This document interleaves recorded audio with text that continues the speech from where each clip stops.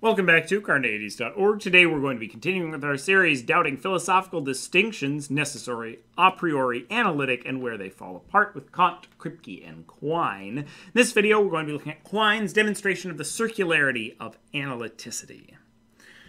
So, broadly, Willard Van Orman Quine published what is arguably the single most influential philosophy article of the 20th century, Two Dogmas of Empiricism. A complete explanation of this piece and its influence on philosophy will need to await another video. Here we're going to be focusing just on Quine's concern about the circularity of the concept of analyticity. That was one of the two dogmas he was talking about, the idea of the analytic-synthetic distinction. Basically, Quine demonstrates that the concept of analyticity cannot be defined without reference back to analyticity itself. If this concept can only be defined circularly, then it's not really defined. If I tell you that Sisyphus means Sisyphus, then I've not really told you anything about the concept, because I used that word in my definition for that word. So if we can only define something circularly, we probably don't want it in our ontology. Now, with that said, let's dig into the actual argument. Analytic statements are often described as statements which are true by definition, or based on the meaning of the terms alone. The issue, according to Quine, is that this idea of meaning is not sufficiently clear. He demonstrates that this by reference to the difference between extension and intension. Check out my video on the difference between extension and intension if you're confused here. Simply because two different terms have the same extension, as in they refer to the same thing in the world, does not imply that they have the same intention, the way that they refer to that thing in the world. He uses the example of all things with hearts and all things with kidneys. Since they have the same extension, all things with a heart happen to have a kidney in the world, and all things with kidneys happen to have a heart in the world, but clearly have different meanings. So extension and meaning don't perfectly map onto each other. But neither does intention, because I can say two things in different ways, but actually mean the same thing. With that in hand, let's move on to a definition of analyticity.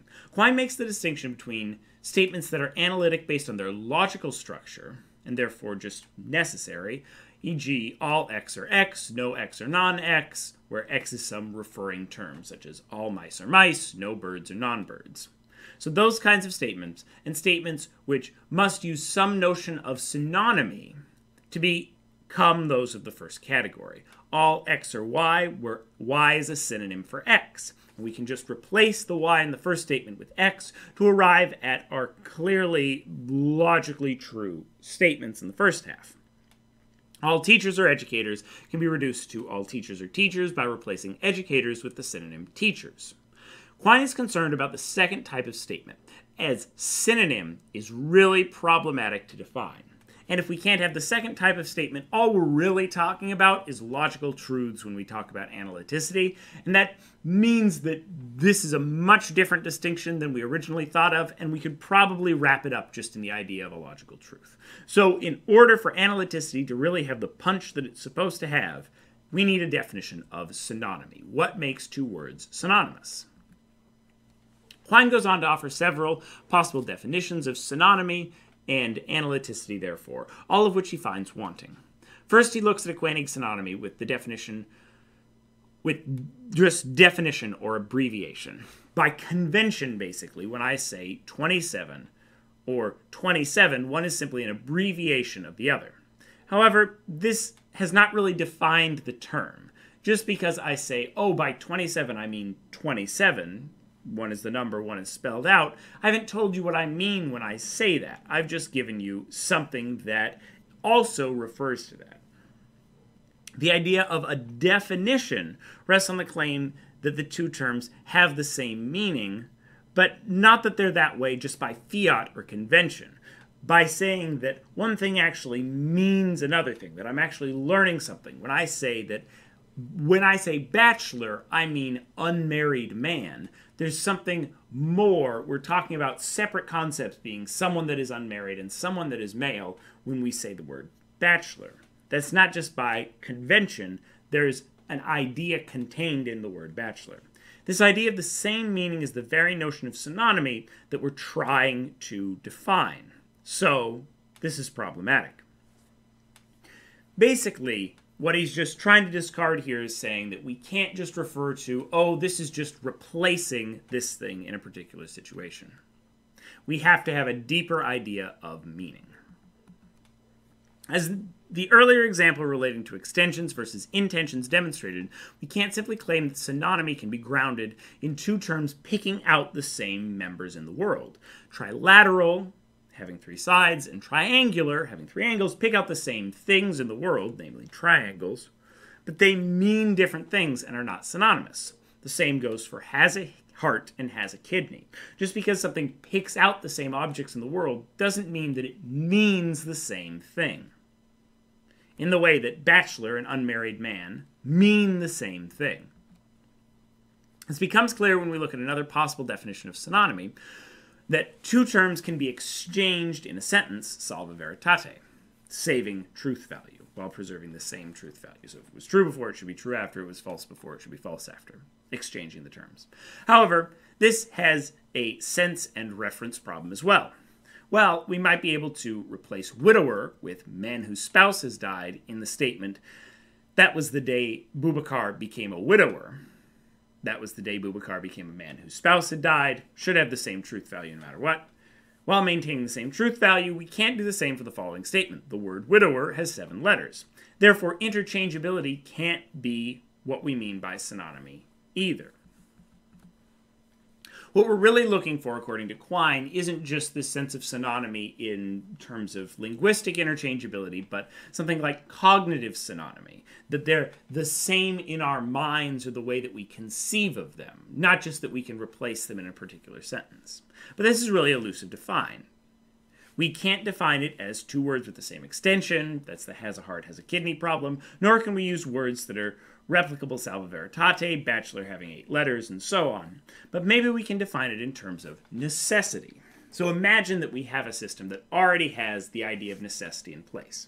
Some term X can be defined as some other term Y. Necessarily, X is and only is Y. A brother is defined as a male sibling if and only if necessarily a brother is and only is a male sibling. This resolves the issue of having a heart and a kidney, since while in this world they are always coextended, it does not follow that they logically must be in all possible worlds. Now there's a couple issues with that. The idea of using necessity may seem promising, but the issue here is that in order to define necessity here, or necessary, we need to rely on the very term we were trying to define, analyticity. What makes necessarily all brothers are brothers true is that it is a logical truth.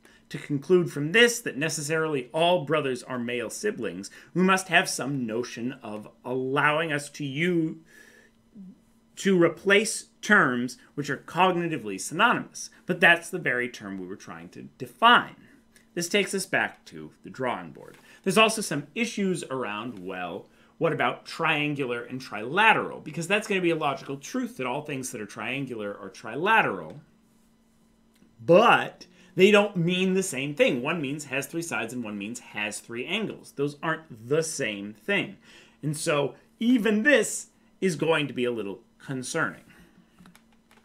Finally, Quine considers the possibility that analyticity is not defined as a rule, but rather as a long disjunction of all the statements which are analytic. We just have a pile of statements and we say by convention or fiat that these are analytic, and any ones that don't fit in that are not analytic. In other words, we don't state what it means, but rather just list all analytic statements. The issue here is that we don't have any way of determining if we have the right list or critiquing that list, since there is nothing in virtue of which a particular statement is included, because if there were, we would actually have a definition of analyticity. Without a decision criterion, we have no way of determining what belongs in the category and what does not, other than just believing someone that's like, yeah, that sounds analytic. This issue is similar to the problem of the criterion in epistemology. Check out my video on the problem of criterion for more on that. From all of this, Quine concludes that a definition of analytic is necessarily circular, and we should drop the term altogether. While there have been others after Quine, who've critiqued this argument from a neo-Cartesian or externalist viewpoint, the original logical positivist conception of the analytic is widely considered dead due to this paper, True Dogmas of Empiricism. It's available online for free if you want to check it out. In the future, hopefully we'll do another video working more broadly with the paper and talking about Quine's bigger project against the logical positivists. What do you think? Can we define analyticity in a non-circular way? If you think we can, offer your definition in the comments below, and go out and debate, if you think we can't, anyone that offers such a definition.